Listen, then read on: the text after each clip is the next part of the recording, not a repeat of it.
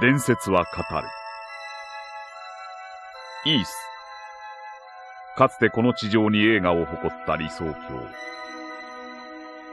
イースは2人の女神と6人の神官によって統治され、強大な力を秘めた金属により繁栄を極めた。神官は人々に敬われ、その統治は公平無私であった。美しい女神は宝と謳われ、銀融詩人の主題であった。イースの繁栄は永遠に続くかと思われた。だがその文明の絶頂でイースは恐るべき災厄により一夜にして滅び去り、栄華のすべては無に帰した。